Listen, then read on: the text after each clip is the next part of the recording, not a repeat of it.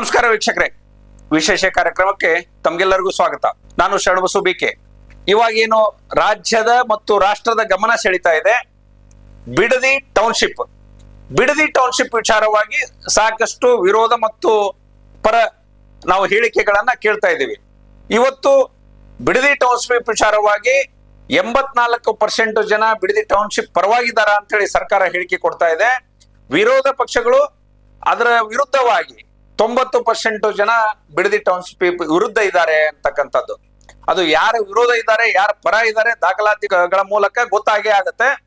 ನಾವೀಗ ಅದ್ರ ಬಗ್ಗೆ ಬೆಳಕು ಚೆಲ್ಲೋದು ಏನಪ್ಪಾ ಅಂತ ಹೇಳಿದ್ರೆ, ಬಿಡದಿ ಟೌನ್ಶಿಪ್ ಈ ಹಿಂದೆ ಕುಮಾರಸ್ವಾಮಿ ಅವರ ಮಾಜಿ ಮುಖ್ಯಮಂತ್ರಿ ಕುಮಾರಸ್ವಾಮಿ ಅವರ ಕಾಲದಲ್ಲಿ ರೆಡ್ ಝೋನ್ ಮಾಡಿ ಇಟ್ಟಿರ್ತಕ್ಕಂಥದ್ದನ್ನ ನಾವು ಗಮನಿಸಬೇಕಾಗ್ತದೆ. ರೆಡ್ ಝೋನ್ ಮಾಡಿಟ್ಟಾಗ ಏನಾಗ್ತದೆ ಅಂತ ಹೇಳಿದ್ರೆ, ಅಲ್ಲಿ ಇರತಕ್ಕಂತ ಭೂಮಿಯನ್ನ ಯಾರು ಕೂಡ ಪರಬಾರೆ ಮಾಡ್ಲಿಕ್ಕೆ ಆಗೋದಿಲ್ಲ ಅಂತಕ್ಕಂಥದ್ದು. ಇವತ್ತು ಅದನ್ನ ಓಪನ್ ಮಾಡಿ ಸರ್ಕಾರ ಅಲ್ಲಿ ಟೌನ್ಶಿಪ್ ನಿರ್ಮಾಣ ಮಾಡಬೇಕಾಗಿದೆ ಅಂತ ಹೇಳಿ ಮಾಡ್ತಾ ಇದೆ. ಇಲ್ಲಿ ಕುಮಾರಸ್ವಾಮಿ ಅವರು ಇವಾಗ ಏನ್ ಮಾಡ್ತಾ ಇದಾರೆ ಅಂತ ಹೇಳಿದ್ರೆ, ಅಲ್ಲಿ ಬಂದು ಸರ್ಕಾರದ ವಿರುದ್ಧವಾಗಿ ಮತ್ತು ರೈತರ ಪರವಾಗಿ ಅಂತಕ್ಕಂತ ನಾಟಕವನ್ನ ಶುರು ಮಾಡಿಕೊಂಡು ಅಲ್ಲಿ ಬಿಡದಿ ಟೌನ್ಶಿಪ್ ವಿಚಾರವಾಗಿ ಬಿಡದಿ ಟೌನ್ಶಿಪ್ ವಿರುದ್ಧವಾಗಿ ಅವರು ಹೋರಾಡ್ತಾ ಇದ್ದಾರೆ. ಅಲ್ಲಿ ತಮ್ಮ ಕಾರ್ಯಕರ್ತರನ್ನ ಕಟ್ಕೊಂಡು ಹೋರಾಟ ಮಾಡ್ತಾ ಇದ್ದಾರೆ ಅಂತಕ್ಕಂಥದ್ದು ಸರ್ಕಾರದ ಆಪಾದನೆ. ನಾವು ಇದ್ರ ವಿಚಾರವಾಗಿ ಮಾತಾಡ್ಬೇಕು ಅಂತ ಹೇಳಿದ್ರೆ, ಕುಮಾರಸ್ವಾಮಿ ಅವರು ಈ ದೇಶದ ಕೈಗಾರಿಕಾ ಮಂತ್ರಿನೋ ಅಥವಾ ಮಂಡ್ಯ ಮೈಸೂರು ಭಾಗದ ಕೈಗಾರಿಕಾ ಮಂತ್ರಿನೋ ಅನ್ನೋದನ್ನ ನಾವು ವಿಚಾರ ಮಾಡಬೇಕಾಗಿದೆ. ಯಾಕೆ ಅಂತ ಹೇಳಿದ್ರೆ, ನಾವು ಕಳೆದ 2 ವರ್ಷದಿಂದ ನೋಡ್ತಾ ಇದ್ದೀವಿ, ಕುಮಾರಸ್ವಾಮಿ ಅವರು ದೇಶದಲ್ಲಿ ರಾಷ್ಟ್ರದ ರಾಜಧಾನಿಯಲ್ಲಿ ಯಾವಾಗ ಇರ್ತಾರೋ, ಮಂಡ್ಯದಲ್ಲಿ ಯಾವಾಗ ಇರ್ತಾರೋ ಅನ್ನೋದನ್ನ ನಾವು ತುಲನೆ ಮಾಡಿದಾಗ ತಿಂಗಳಿಗೆ 28-25 ದಿವಸ ಅವರು ಮಂಡ್ಯದಲ್ಲಿ ಕಳೀತಾ ಇದ್ದಾರೆ.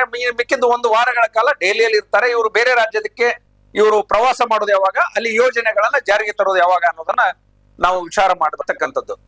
ಯಾಕೆ ಅಂತ ಹೇಳಿದ್ರೆ, ಕುಮಾರಸ್ವಾಮಿ ಅವರನ್ನ ಕೆಲಸಗಾರ ಅಂತ ಹೇಳಿ ಮೋದಿ ಅವರು ಕರೆದು ಅವ್ರಿಗೆ ಒಂದು ಕ್ಯಾಬಿನೆಟ್ ದರ್ಜೆ ಸಚಿವ ಸ್ಥಾನಮಾನ ಕೊಟ್ಟು ಬೃಹತ್ ಕೈಗಾರಿಕಾ ಮಂತ್ರಿಯನ್ನ ಮಾಡಿದಾಗ, ಆ ಬೃಹತ್ ಕೈಗಾರಿಕಾ ವ್ಯವಸ್ಥೆಯಲ್ಲಿ ಆ ಇಲಾಖೆಯಲ್ಲಿ ಏನು ಕೆಲಸಗಳ ನ್ಯೂನ್ಯತೆ ಇದೆ, ಏನು ಕೆಲಸವನ್ನ ಮಾಡಬೇಕಾಗಿದೆ, ದೇಶಕ್ಕೆ ನಾವು ಏನು ಕೊಡುಗೆ ಕೊಡಬೇಕಾಗಿದೆ ಅನ್ನೋದನ್ನ ಅವ್ರು ವಿಚಾರ ಮಾಡಬೇಕು.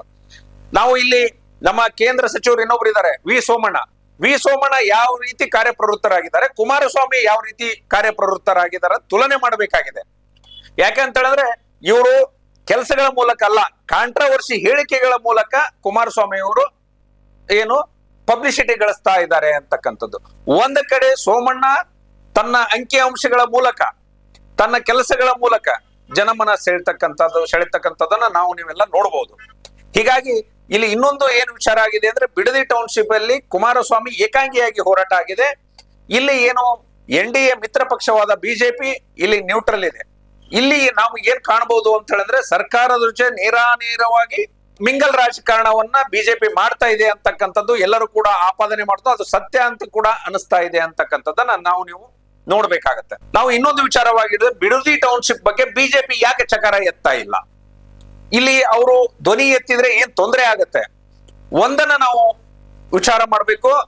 ಬಿಜೆಪಿ ಅವರು ಏನಾದ್ರೂ ಕುಮಾರಸ್ವಾಮಿ ಜೊತೆ ಕೈ ಜೋಡಿಸಿ ಹೋರಾಟ ಮಾಡಿದ್ರೆ ಆ ಹೋರಾಟದ ಸಂಪೂರ್ಣ ಕ್ರೆಡಿಟ್ ಕುಮಾರಸ್ವಾಮಿಗೆ ಹೋಗುತ್ತೆ.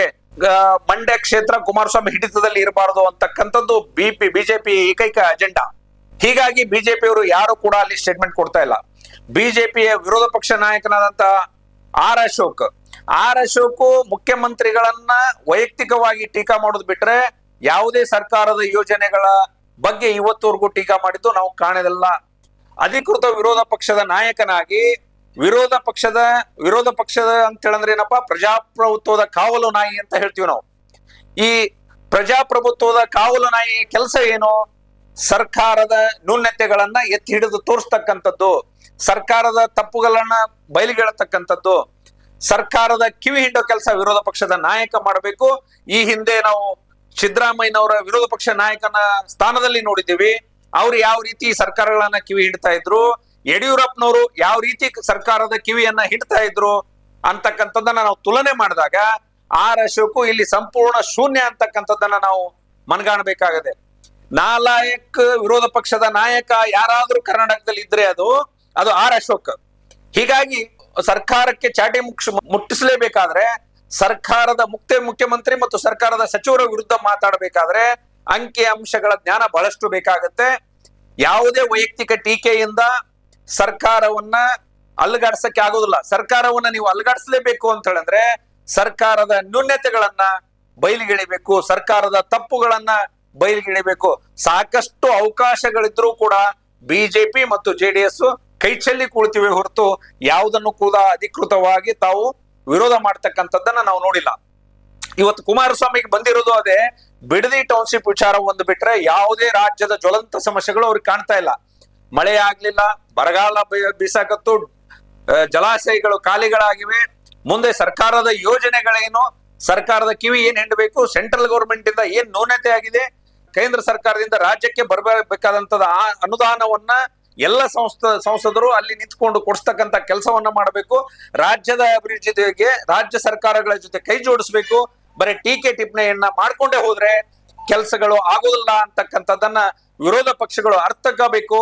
ಈ ಬರುವ ದಿನಗಳಲ್ಲಿ ಆಗಸ್ಟ್ ನಲ್ಲಿ ಅಧಿವೇಶನಗಳು ಕೂಡ ಡೇಟ್ ಫಿಕ್ಸ್ ಆಗಿದೆ. ಆ ಅಧಿವೇಶನದಲ್ಲಿ ಕೂಡ ಆದ್ರೂ ರಾಜ್ಯದ ಜ್ವಲಂತ ಸಮಸ್ಯೆಗಳ ಬಗ್ಗೆ ಚರ್ಚೆ ಆಗ್ಲಿ.